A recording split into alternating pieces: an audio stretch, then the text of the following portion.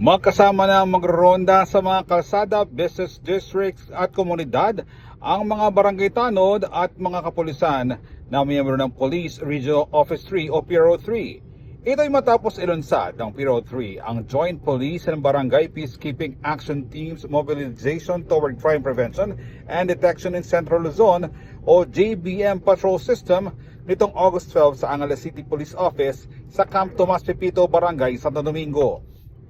Sa ilalim ng bagong JBM Patrol System, gagamitin gabay ng kapulisan ng kaalaman at pagiging pamilyar ng mga barangay tanod sa kanilang komunidad upang mapigilan ng mga krimen bago pa ito mangyari. Kailangan lang naman dito, napakasimple lang. Sasamahan mo yung mga tanod na magpatrol.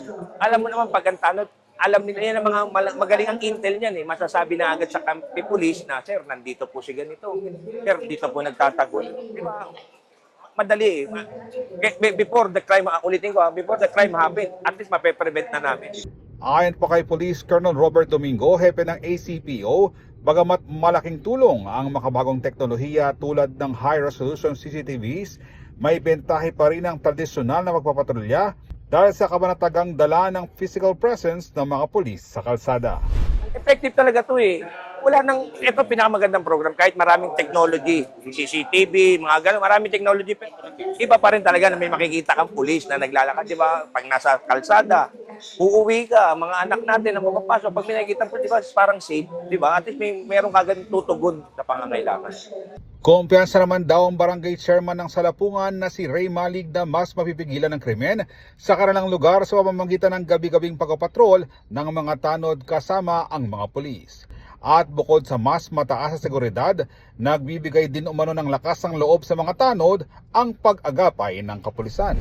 Every night sa patrolling namin, automatic yun, binibisita po kami ng Police Station 6. No? So sila po yung katuwang namin, sila ang kasama namin habang kami ay nagpapatrol. Iba pa rin po kasi yung may pulis no? Kaysa yung puro lang barangay tanod or yung kapitan or yung executive officer. Very proud yung mga tanod pag kasama namin yung mga kapulisan natin. Iba ang dating. Ang nasayin natin yung prevention. Sabi nga prevention is better than cure.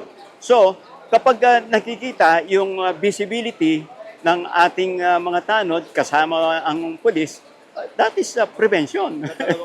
Samantala, aminado naman si Barangay Chairman Joseph Ponce na hindi kakayanin ng barangay lang ang pagpapanatili ng kaayusan sa Balibago na siyang pinakamalaking barangay sa Angeles City.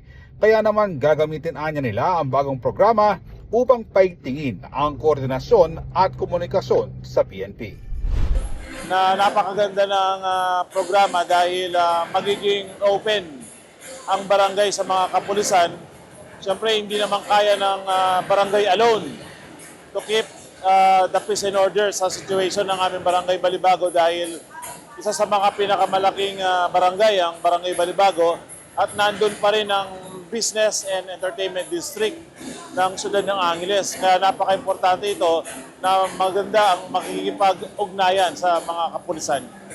Sa huli, inaasahan ng PRO 3 na mapapababa ng pinagsamang puwersa ng pulis at barangay ang mga naitatalang insidente ng krimen sa rehiyon. Ako si Jody Dizon Mercado para sa CLTV 36 News.